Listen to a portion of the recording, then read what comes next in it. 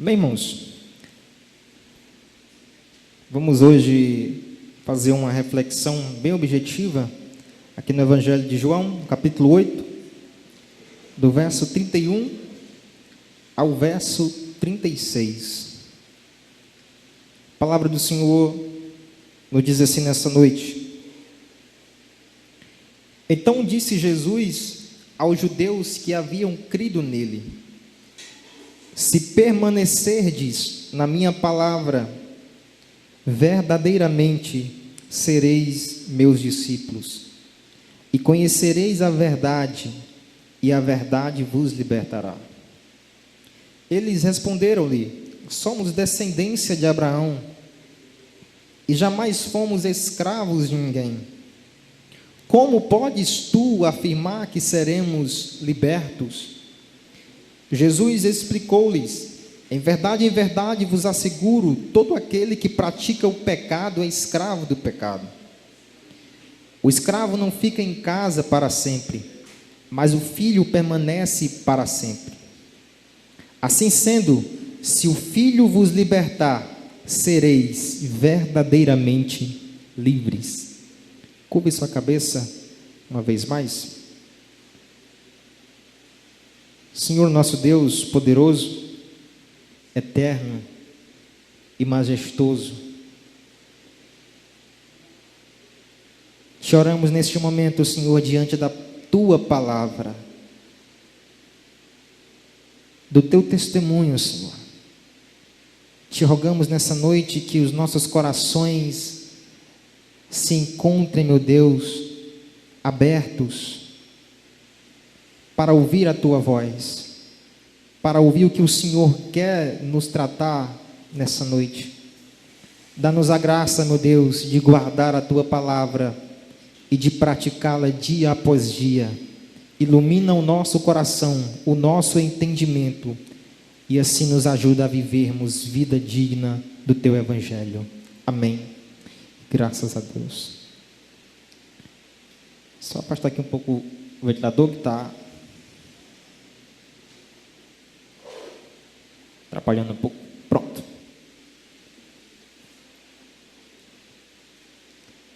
Evangelho de João, um dos evangelhos, se não o evangelho que mais enfatiza a superioridade da pessoa de Jesus. O Deus homem, o Deus encarnado, o Deus que se revelou a nós, se humilhou em forma humana e veio a nós. Jesus Cristo, no capítulo 8, aqui onde nós lemos, logo após ele salvar uma mulher adúltera de um apedrejamento, ele continua dando testemunho de sua pessoa e de sua obra no templo.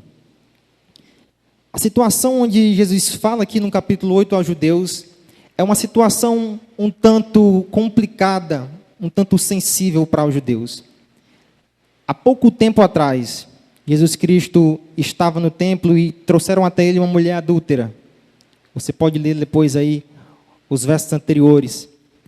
O que acontece é que a palavra vai nos dizer que aqueles homens não trouxeram aquela mulher até Jesus com o intuito de cumprirem a lei de Moisés. Não trouxeram aquela mulher adúltera até Jesus com o intuito de glorificarem a Deus. Eles queriam pegar Jesus, provar Jesus. Esse era o intuito dos fariseus, dos escribas, dos saduceus. Eles agiam segundo a carne. Logo então, como eles poderiam aceitar o Cristo da fé? O Cristo que foi revelado nos Salmos, pelos salmistas e pelos profetas. Se eles agiram tão covardemente contra uma mulher, usando a lei de acordo com a sua carne. O desejo de seus corações não era, de maneira nenhuma, serem filhos realmente de Abraão. Eles não enxergavam a gravidade de seus pecados porque estavam escravizados, cegos e perdidos em si mesmos. Jesus veio testemunhar para que esses homens fossem libertos da escravidão. A palavra é muito clara quando diz que Jesus Cristo veio aos seus, mas os seus o rejeitaram. Mesmo Jesus ali testemunhando o cumprimento da lei que eles julgavam cumprir, ensinar, viver e passar aos filhos, mesmo Jesus mostrando o cumprimento, falando a verdade, pois dele não procede nenhuma mentira, eles não conseguiam encaixar, aceitar.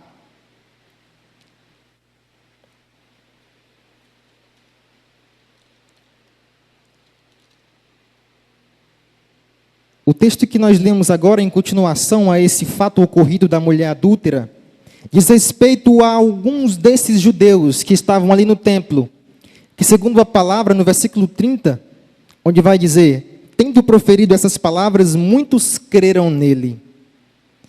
O texto que vamos tratar nessa noite, diz respeito sobre a pessoa de Jesus, sobre o testemunho que ele está falando ali naquele templo aos judeus.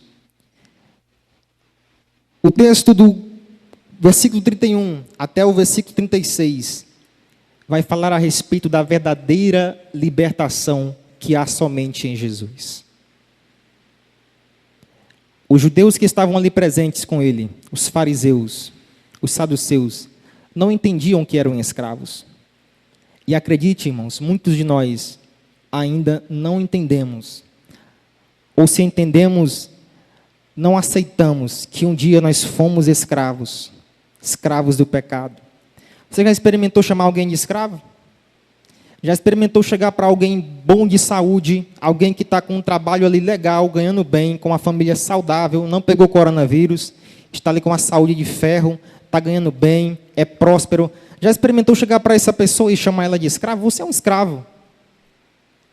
O que é que ela vai nos dizer? Como ela vai reagir a essa afirmação? Você é louco. Escravo é você, que abre mão dos seus desejos para satisfazer um Deus que você não vê.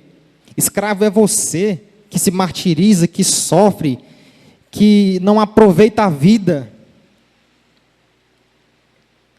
Essa dificuldade de enxergarmos nossa natureza, meus irmãos, não diz respeito apenas aqui aos judeus, diz respeito a toda a raça humana, de maneira tal que o que Jesus vai ensinar a esses judeus se aplica a toda a raça humana, a todos nós, mas principalmente à igreja de Cristo, aqueles que são os seus discípulos.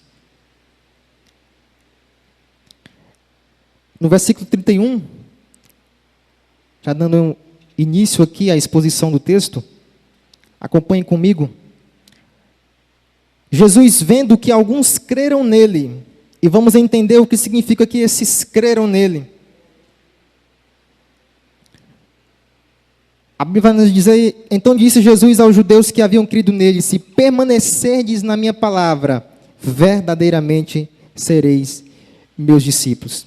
Alguns dos judeus demonstraram um certo tipo de fé ao ouvirem a mensagem de Jesus. E para João Calvino, vou usar muito aqui João Calvino, comentando o João, que é excepcional. Para João Calvino, esses homens apenas apresentaram uma disposição em receber a doutrina de Cristo, o que não seria a fé verdadeira.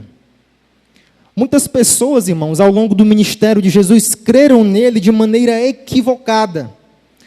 No capítulo 2 de João, do versículo 23 ao 25, João descreve que muitos, vendo os sinais que ele fazia, creram em seu nome. Mas logo em seguida, João também relata que Jesus não se confiava a eles. Por que não? Porque ele conhecia a todos. Jesus conhecia a natureza humana. O que precisamos entender no texto é que esse tipo de fé, que esses judeus ali professaram crer naquele momento, ainda não era uma fé genuína em Cristo. Era uma fé motivada, ou se podemos chamar de fé, era uma preparação, digamos assim, uma predisposição a ter a fé em Cristo. A questão é que muitas pessoas, não apenas judeus e fariseus, mas muitas pessoas que estavam ali no meio da multidão, se aproximaram de Jesus pelos motivos errados. E creram em Jesus pelos motivos errados. O que Jesus vai descrever aqui em diante é o tipo de fé que realmente agrada a Deus. Jesus não quer que você o siga pelos seus milagres. Jesus não quer que você o siga por causa da lei.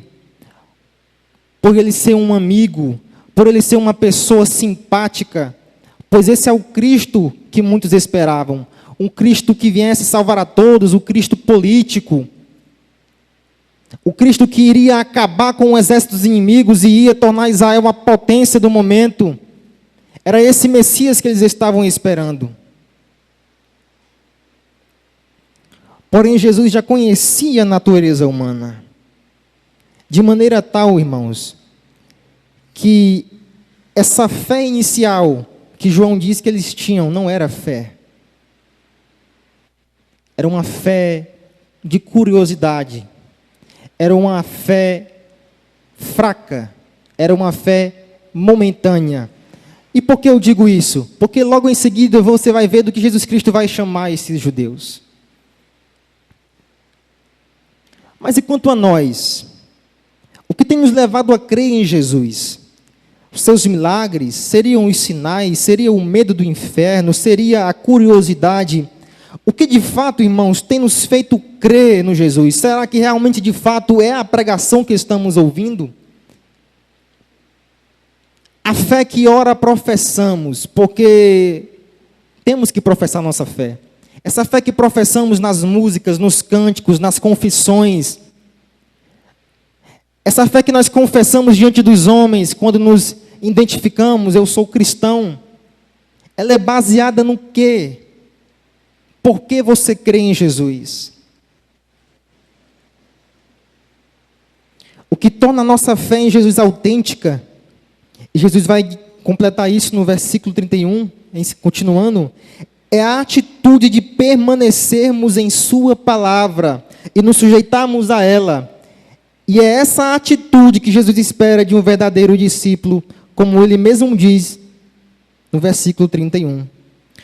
O que ele vai dizer no versículo 31 em seguida? Se permanecerdes.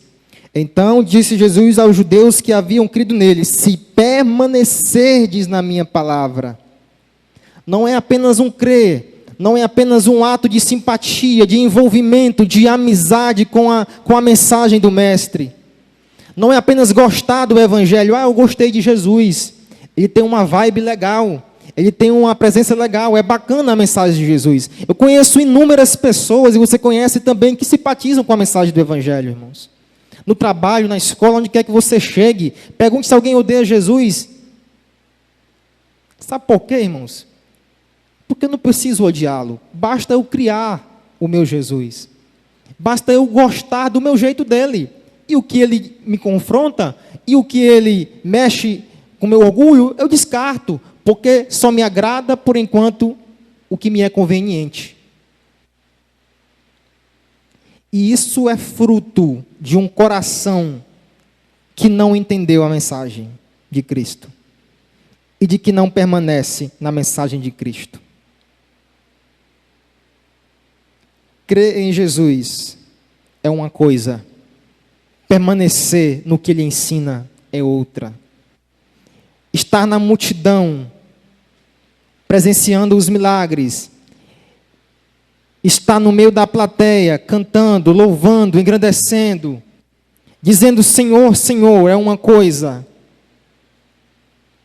Mas permanecer nos seus ensinos, fincar raízes nos seus ensinos, se achegar ao seu ensino, deixar-se ser confrontado pelo seu ensino, é outra coisa. Como eles demonstraram um certo tipo de fé, Jesus então fala sobre uma ação condicional, que é justamente isso que falamos agora há pouco, o fato de permanecer. Para João Calvino aqui, Cristo os adverte em primeiro lugar que não é o bastante que alguém tenha tido um bom começo, se o seu progresso até o fim não lhe corresponder. E por essa razão ele exorta a perseverança na fé aos que tiverem provado sua doutrina, como bem nos ensina a parábola do semeador. O fato de permanecermos nessa palavra, e nós conhecemos bem a parábola do semeador, no capítulo 8, versículo 15, mais especificamente, Jesus vai nos dizer que a semente que caiu em boa terra são os que, tendo ouvido de bom e reto coração, retêm a palavra, e estes frutificam com perseverança. Ou seja, Quando permanecemos na palavra, quando fincamos raízes na palavra, no ensinamento de Cristo, como consequência disso, possui o que vem? Uma perseverança. Quando permanecemos no que Jesus nos ensina, nos confronta, perseveramos e junto com a perseverança vem uns frutos, frutificamos.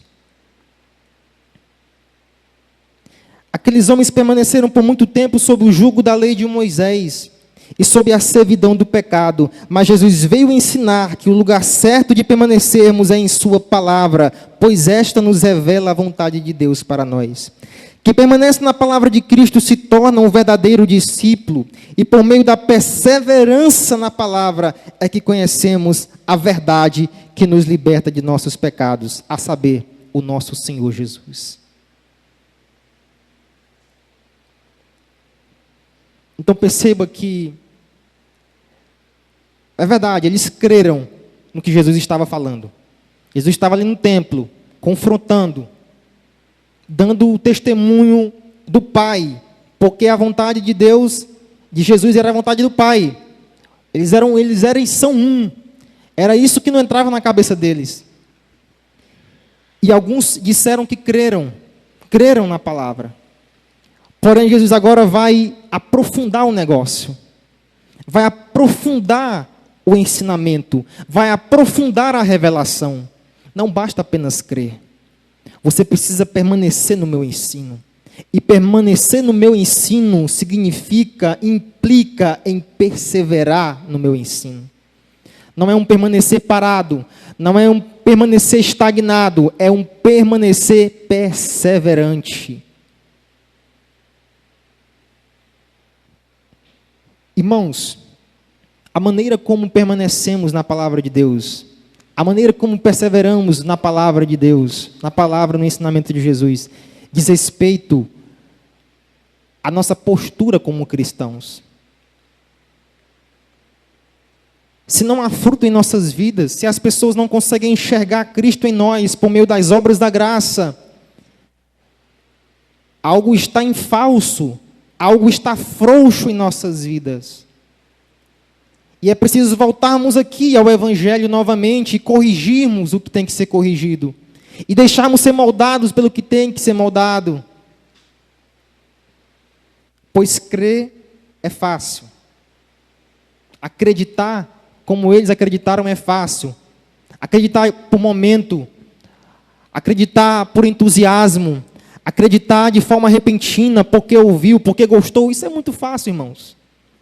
Mas a fé que Jesus está nos convidando a ter e nos faz ter, porque é por meio dele, não é esse tipo de fé. Não é esse tipo de crença. Não é esse tipo de relacionamento que Deus quer ter conosco. Ele é o caminho. E nele temos que caminhar. Continuando no versículo 32, ele vai dizer: e conhecereis a verdade, e a verdade vos libertará. E conhecereis a verdade, e a verdade vos libertará. Esse e conhecereis, essa partícula i conhecereis, i vem do grego. E assim como no português, ela indica o quê? Uma somativa. Ela está casando o que foi falado anteriormente com o que está sendo transmitido agora. Uma coisa está ligada à outra. Jesus está mostrando para esses homens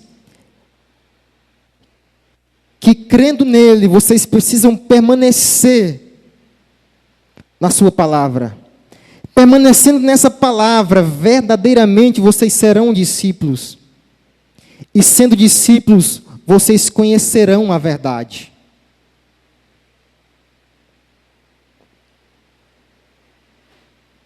Podemos entender que conhecer a verdade está condicionado a permanecer na palavra, de maneira que só podemos conhecer a verdade quando permanecemos nesta. Calvino, mais uma vez comentando, vai dizer, nesse versículo, que o que Cristo falava aos homens, o que Cristo falava aos fariseus, era uma afirmação de caráter geral. não se aplicava apenas a eles, mas se aplicava de uma maneira específica a toda a raça humana. O que eu quero dizer com isso? Esse conhecer a verdade, esse ser liberto por esse conhecimento, está aberto não apenas para eles, mas para todos aqueles que escutam e permanecem nesta palavra. O próprio Jesus enfatizou isso que eu estou falando. Quando permanecemos na palavra de Jesus, vamos agora ter o conhecimento da verdade. Uma vez que conhecemos essa verdade, que é o próprio Cristo, como ele mesmo fala em João 14:6, eu sou o caminho, a verdade e a vida, somos então libertos de nossa condição de condenação e escravidão. E vamos até o Pai por meio do Filho. Vejamos que não é somente o crer. Vejamos que Jesus está saindo de uma zona onde aqueles homens entendiam que era uma zona inicial, mas não era uma zona inicial. Essa crença não é uma zona inicial. Pois não começa no homem, não começa no eu creio, começa na palavra, começa em Cristo. Cristo tem que se revelar. Cristo tem que revelar a sua verdade, para que assim então eles possam permanecer nessa palavra. Porém, irmãos, quando Jesus fala e conhecereis a verdade vos libertará, isso soa de maneira negativa para os judeus. E por que soa de maneira negativa? Porque esses homens eram homens orgulhosos. Eram homens que tinham mania de usar um jargão muito conhecido. Eu sou filho de Abraão. Eu sou descendência de Abraão. Eles responderam-lhe, somos descendência de Abraão e jamais fomos escravos de ninguém. Como podes tu afirmar que seremos libertos? Ora, para alguém que está convencido que é filho de Abraão, para alguém que é convencido da sua autojustificação, dizer que ele precisa ser liberto é uma afronta, é incômodo. Como eu acabei de falar agora no começo, chamar alguém de escravo estando bem, chamar alguém de escravo, essa pessoa estando cega para a verdade, é difícil. É incômodo. Mas é esse o papel da verdade, incomodar, confrontar o nosso ego, o nosso orgulho. Somos descendência de Abraão.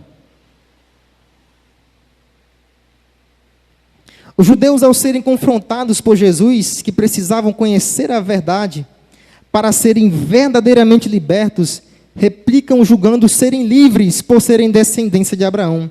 Eles viam liberdade pela ótica da política e da linhagem paternal, carnal. Ou seja, eles não esperavam a liberdade espiritual. Os judeus, os seus, o povo de Deus, não esperava o Messias. Não esperava o Cristo da fé.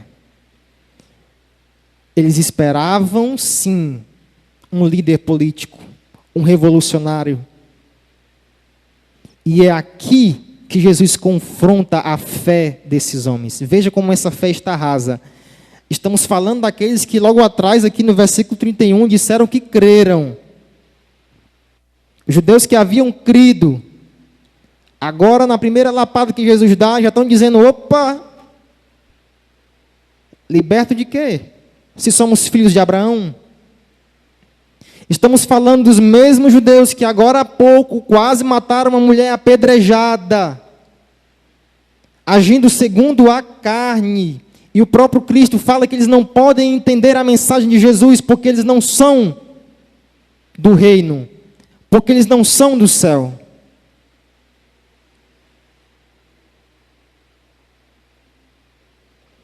Ele fala aqui no versículo 19 do capítulo 8, olha. Então eles perguntaram a ele, onde está o teu pai? E respondeu-lhe Jesus, vós não conheceis nem a mim nem a meu pai. Se conhecesseis a mim, da mesma forma conheceríeis a meu pai. Então note, irmãos, que essa fé desses homens era uma fé instável. Era uma fé vazia. Era mais uma curiosidade, um instingamento. Quem é esse Jesus? Eu quero saber quem ele é. E fala mais aí, Letícia. Isso eu estou, claro, conjecturando com as minhas palavras. Porque, irmãos, essa é uma triste realidade nos nossos dias. As pessoas chegam aqui pelos motivos errados. As pessoas vão a Deus pelos motivos errados. As pessoas creem de maneira equivocada e chamam isso de fé. As pessoas chegam com as suas vidas destruídas, escravizadas e querem que Cristo aceite isso, e querem que a igreja de Cristo aceite isso. Não. A verdade de Cristo precisa chegar até nós como uma rocha e nos quebrar, irmãos. E nos mostrar que não é o que eu creio, não é o que eu penso, mas é o que a sua palavra diz, é o que a vontade do Pai diz que eu tenho que ser.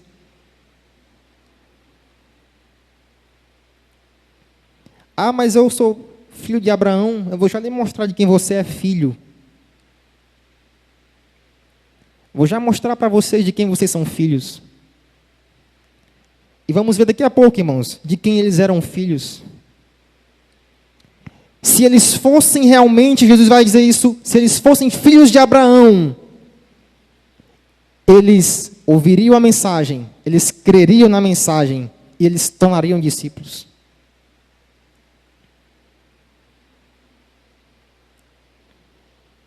Somos descendência de Abraão e jamais fomos escravos de ninguém. Como podes tu afirmar que seremos libertos? Eles não enxergavam a escravidão espiritual que estava sobre eles. Disseram, jamais fomos escravos. Mentiram para Jesus a verdade. Imagina aí você mentir para a própria verdade encarnada. É uma afronta. Jamais fomos escravos. E os egípcios? E Babilônia? E a principal escravidão, que é a escravidão do pecado, da alma. Perceba o grau de escravidão do homem. Diante do seu nariz está a verdade e ele não enxerga, porque Cristo tem que abrir os olhos. Porque Cristo tem que tocar no coração. Só vai a Jesus, só vai ao Pai por meio de Cristo. Só vai a Deus por meio de Cristo.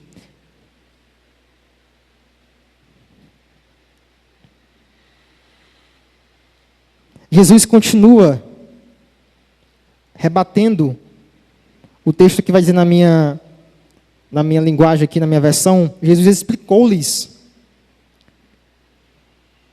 em verdade vos asseguro, todo aquele que pratica o pecado é escravo do pecado. Todo aquele que pratica o pecado é escravo do pecado. Em outras palavras, eu não estou falando aqui que vocês precisam ser libertos de uma escravidão política.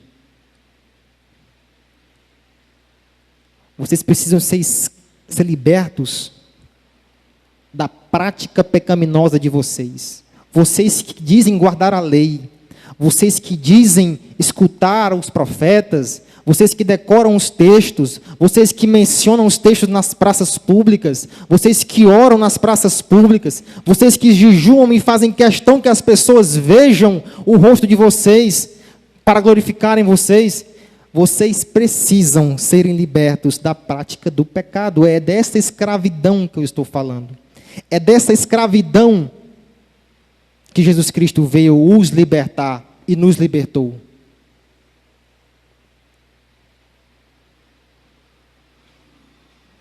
Todo aquele que pratica o pecado é escravo do pecado. Não poderia ser diferente.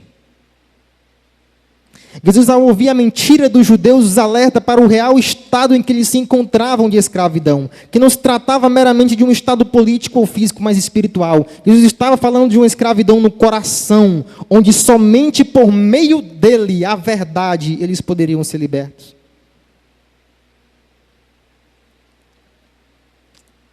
Por serem descendência de Abraão, se consideravam livres e inculpáveis diante de Deus. Mas lá em Romanos, no capítulo 3, no versículo 9, você pode ler depois, Paulo afirma que tanto tanto judeus quanto gentios estão subjugados pelo pecado. Para Calvino, Jesus prova que eles eram escravos do pecado porque estavam escravizados pelo desejo da carne, pecavam sem cessar. Ele vai continuar dizendo, Calvino, que é espantoso que homens não se convençam pela própria experiência, de modo que, pondo de parte seu orgulho, aprendam a ser humildes. E é uma ocorrência muito frequente na atualidade que quanto maior é o fardo de vícios pelos quais o homem se sobrecarrega, mais ardentemente ele pronuncia palavras sem sentido para enaltecer o livre-arbítrio. Ixi. Resumindo, quanto mais o homem peca, mais ele se orgulha do seu pecado. Quanto mais o homem mergulha, quanto mais o homem se entrega, mais perdido ele fica, mais cego ele fica.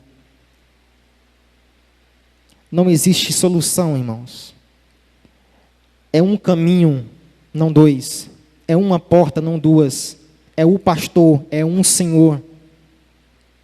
É a verdade.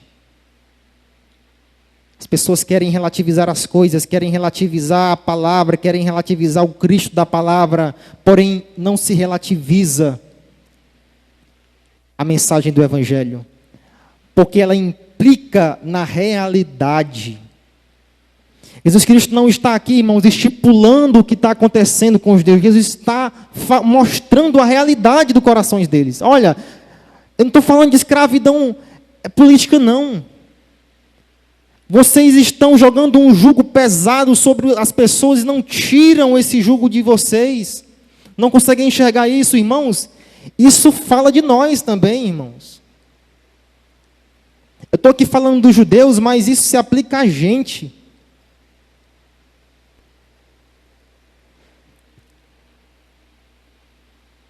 Não tem como permanecer na palavra, não tem como perseverar na palavra e permanecer numa vida de prática ao pecado constantemente, de peca se arrepende constantemente, como se nada tivesse acontecido em nossas vidas, e como se bastasse eu pedir perdão e ponto, pois o divino arrependimento que Cristo produz em nossos corações nos faz mudar. Esse perseverar remete à mudança. Esse permanecer na palavra, como eu falei, não é o permanecer na palavra apenas acreditando, é o permanecer mudando, deixando-se ser mudado pela palavra.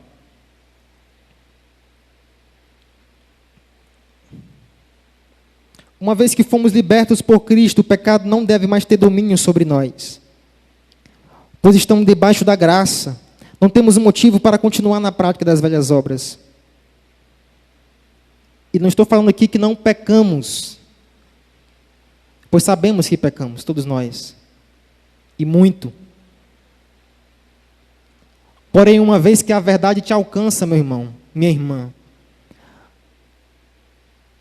uma hora que a verdade te alcança e faz parte da sua vida, da minha vida, nunca mais seremos os mesmos. Nunca mais pecaremos de maneira banal. Nunca mais. Nunca mais você e eu vamos pecar e vai ser aquela coisa tranquila, porque não estamos mais cegos.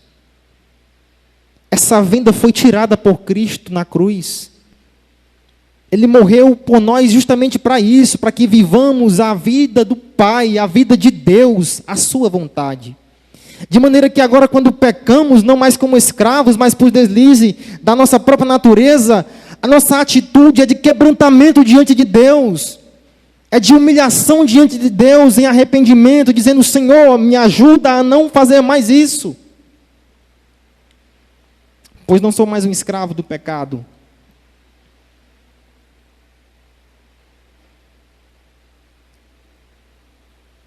Se não somos mais escravos do pecado, o que somos?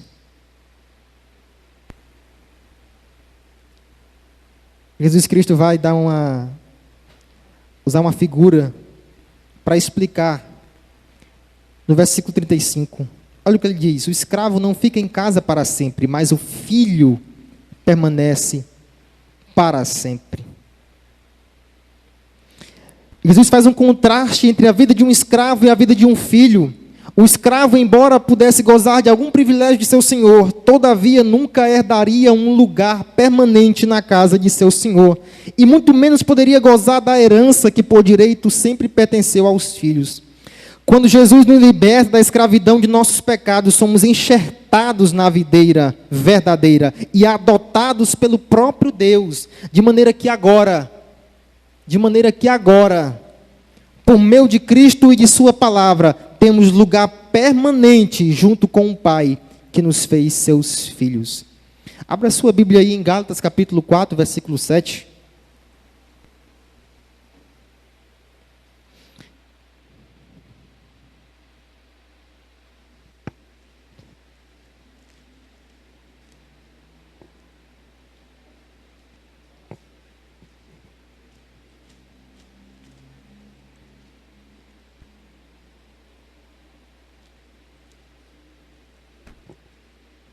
Gálatas 4:7 vai dizer o seguinte: portanto, tu não és mais escravo, mas filho, e sendo filho, és igualmente pleno herdeiro por decreto de Deus.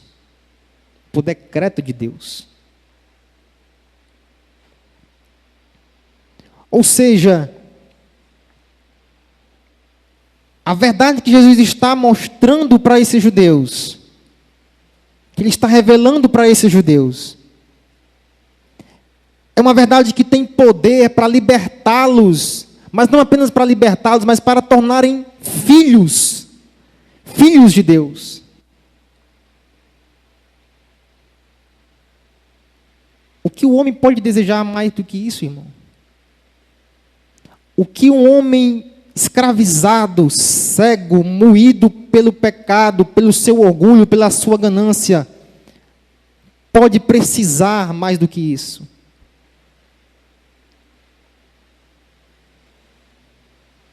E não é liberto apenas da escravidão do pecado, não, mas da ira de Deus, da ira de um Deus santo, de um Deus justo. Eu ouvi essa frase uma vez na minha vida e nunca mais eu esqueço. O nosso pecado tem o tamanho de Deus. Se você peca contra um Deus grande, o seu pecado vai ser consequentemente grande. Se você peca contra Deus, somente Ele pode perdoar.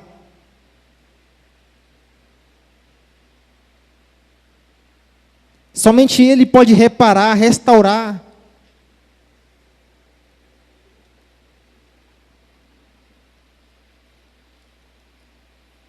A questão é que para quem está cego, para quem está perdido, o pecado não ofende tanto.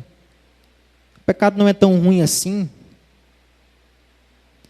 Porém, uma vez, meu irmão, e por isso que Jesus vai tão fundo com os judeus, porque eles não conheciam a verdade. Eles achavam que por terem recebido lá toda a lei mosaica, todos os ritos, eles achavam que isso era a verdade. Mas olha como eles viviam. No que foi que mais Jesus bateu quando estava presente? Na hipocrisia deles. Ei, quando a verdade nos alcança, não existe mais hipocrisia. Se o amor de Cristo está em nós, se a verdade de Cristo está em nós, irmãos, não há mais hipocrisia. Não há falsidade. Não há dois pensamentos. Há uma perseverança. Uma perseverança que implica na ação divina em nossos corações, porque nem capacidade para perseverar nós temos. Que implica nessa ação divina junto com a nossa responsabilidade também. E esse é um mistério que ninguém explica. Mas é assim que a palavra nos ensina.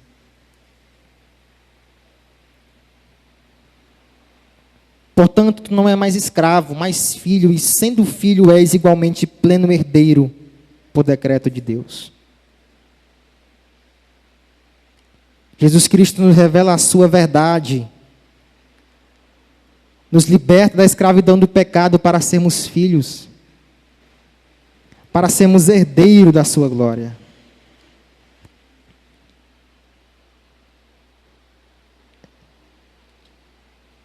Uma vez, irmãos, alcançados por Cristo,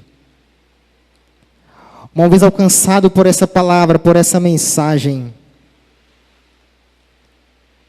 a nossa vida agora é conformada. A nossa vida agora ela é direcionada ao coração de Deus. O filho faz a vontade do Pai. O filho escuta o Pai.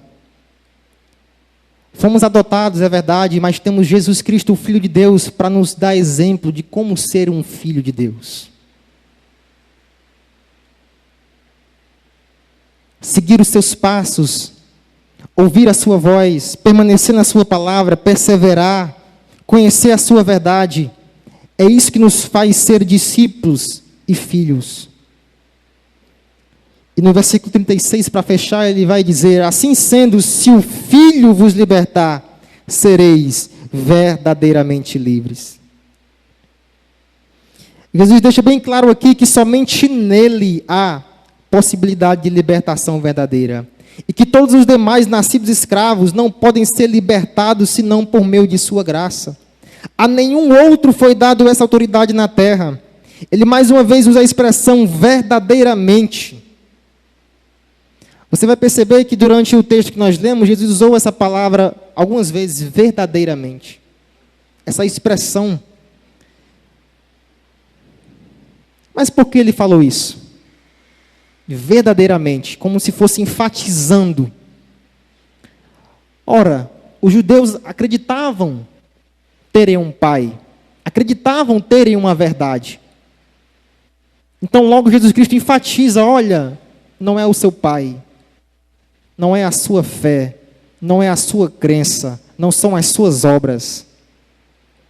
É se você crer verdadeiramente em mim, que você vai ser livre, que você vai ser liberto. Não há outro nome, não é Maria, não é Pedro, não é o Papa, não é o Bolsonaro que vai libertar o Brasil. E tenta, né? Mas não consegue. Não, irmãos. É unicamente Jesus Cristo, o Filho de Deus. E essa libertação que ele opera em seus discípulos não cria uma falsa sensação de liberdade. A sua obra em nós é única e verdadeira. Jesus Cristo tem nos chamado por sua palavra. Sua obra em nós já foi realizada e está sendo realizada. Não somos mais escravos dos nossos pecados, mas agora, permanecendo e perseverando em seus ensinamentos, conhecemos a verdade de Deus, o Cristo que se revelou a nós e nos fez filhos. Não estamos mais sob o domínio do pecado. Não há mais condenação sobre nossas vidas, como diz Romanos 8.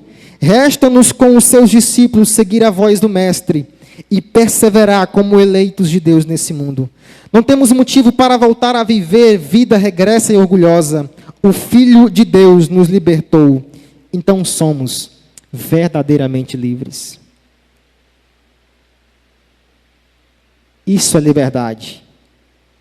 Fazer a vontade de Deus. E parece loucura, né? Porque eu consigo ainda me lembrar dos pensamentos que eu tinha antes de Cristo me alcançar. Liberdade para mim era pular de paraquedas. Sei lá, construir meus sonhos. E quando você conhece o Evangelho e essa palavra entra, meu irmão, minha irmã, a gente vê o quanto a gente estava errado, o quanto a gente estava equivocado. Pois a vida que Jesus tem para nós realmente é vida. E enxergamos que estávamos mortos, irmãos. E não temos nenhum motivo de nos orgulharmos das velhas práticas. Porque, infelizmente, tem gente que sobe no púlpito e vai dar um testemunho das velhas obras. Testemunho para mim é Cristo. E ponto. Cristo morto e ressurreto e ponto. É disso que nós temos que nos orgulhar. É dessa verdade que nós temos que nos orgulhar, irmãos. É nessa verdade que nós temos que permanecer. É essa verdade que precisa confrontar o nosso casamento, a nossa vida, a nossa família, a nossa casa, a nossa maneira de amar, de tratar as pessoas.